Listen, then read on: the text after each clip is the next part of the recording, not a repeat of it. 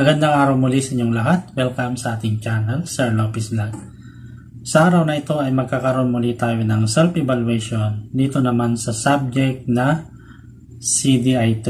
Higit itong kilala sa kanyang descriptive title na Special Crime Investigation.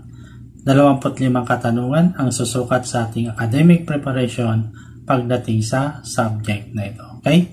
So, ang mga kasagutan ay makikita lamang dito sa ating description box. At kung nakahanda na kayo, start na natin sa question number 1. Bridges in homicide investigation that should not be crossed. A. The dead person has been moved. Letter B. Cadaver is embalmed. Letter C. The body is burned or cremated. Or letter D, all of them. Number 2. A police officer received a report regarding a crime incident happening in a particular place. Among others, which of the following should be put on record? Letter A, time of the report or complaint was made. Letter B, identity of the caller or the reportee. Letter C, place of the incident and the synopsis of the incident, or letter D, all of them. Number 3. Do not touch or move any evidence until it has been identified, measured, recorded, and photographed. This statement is letter A, preliminary step to be observed at the crime scene. Letter B, basic guide of conducting search. Letter C, golden rule in crime scene reconstruction. Or letter D, none of the above. Number 4. Police Officer Medina prepared a sketch of the crime scene purposely for court presentation.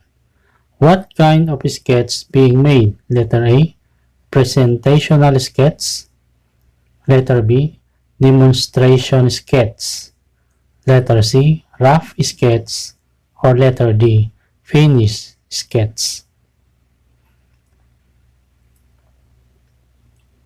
Number 5. What would be the possible consequences if an evidence is overlooked or mishandled? Letter A, a criminal. Letter A guilty criminal may get scot-free. Letter B, an innocent man sent to prison. Letter C, the police officer will be promoted to higher rank. Or letter D, both A and B are correct. Number 6. Which of the following is one of the general principles of physical evidence? Letter A, when any two objects come into contact with each other, there is always a transference of material from one object to another. Letter B, physical evidence is superior to other kinds of evidence. Letter C, physical evidence is mandatory in court. Or letter D, all products of man or nature are identical. Number 7. Points taken into consideration when human dead body were found elsewhere. Letter A, identification from spouse, parents, relatives, and friends. Letter B, files from the police and other law enforcement agencies. Letter C, occupational mark. Or letter D, place where the body was found. Number 8. The investigation of this case focuses on the cadaver, crime scene, and post-mortem examination. Letter A, rape. Letter B, arson. Letter C, homicide. Or letter D, bigamy. Number 9. Why necessary that proper markings should be made to a particular evidence? Letter A. To avoid deterioration. Letter B. To preserve the integrity of the evidence. Letter C. Ensure their proper presentation in court. Or letter D. All of them.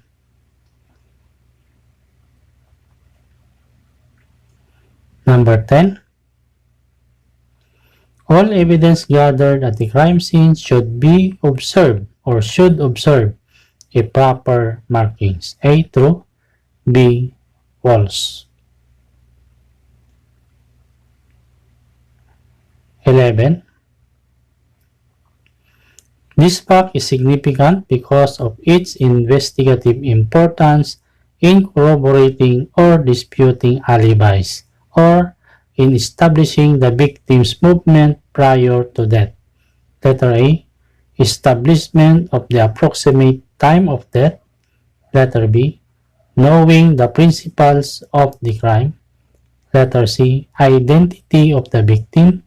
Or letter D. Credibility of the investigator.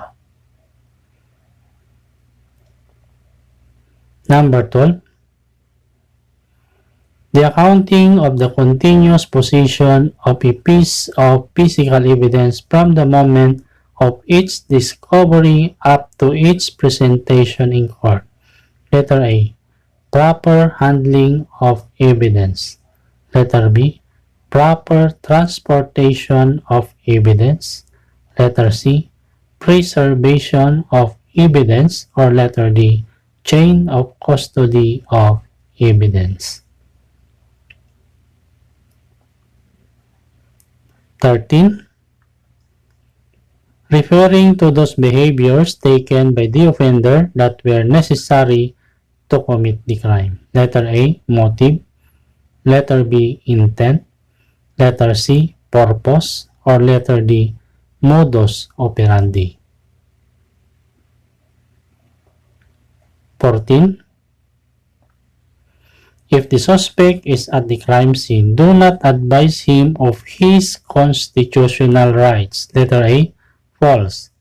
Informing his constitutional right is mandatory. Letter B. True. Unless he is to be questioned there immediately for evidence of his own guilt to be used against him in court. Letter C. False. Failure to do so will be a ground for dismissal.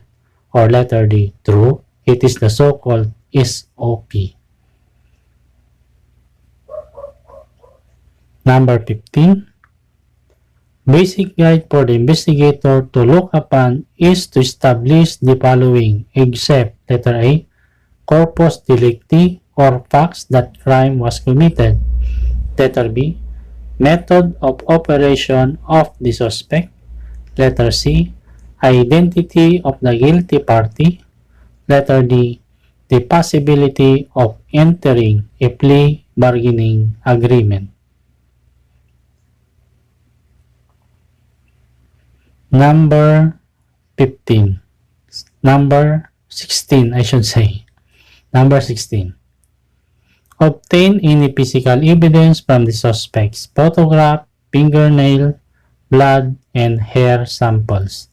Which of the following correspond to the statement? Letter A. Necessary for homicide investigation. Letter B. Investigation of kidnap for ransom. Letter C. Necessary in the investigation of robbery cases. Or letter D. Applicable in computer crimes. 17. Photograph of the position of the body at the crime scene is valuable to the blank in determining the post-mortem liability. What is the missing word? Letter A. Prosecutor. Letter B. Investigator. Letter C. Pathologist. Or letter D. Judge.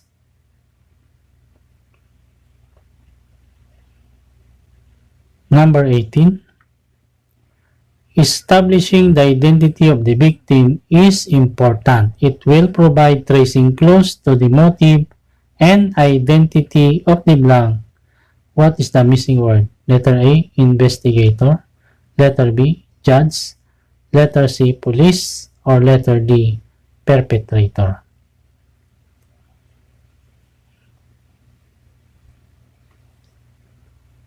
Next, number 19. Which of the following is a sign of death? Letter A, cessation of respiration. Letter B, cessation of heart beating and circulation. Letter C, cooling of the body. Or letter D, all of them. 20. The following are points except one are considered in identifying a person. Letter A, tattoo marks. Letter B, deformities. Letter C, birthmarks. Or letter D, favorite foods. 21. The following procedures are in accordance with the normal practice in the conduct of homicide investigation, except letter A, establish the cause in the manner of death of the victim. Letter B, ascertain the motive the suspect in committing the crime. Letter C, seek additional information by interviewing people and by examining the records of the victim.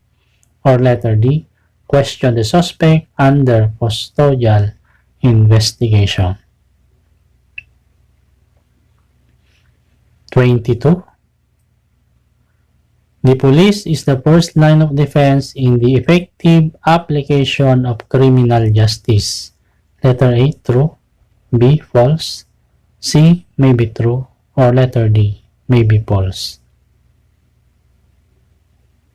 23. Discoloration of the body after death, seeping of blood in the dependent portion of the body following death. Letter A, carbon monoxide poisoning.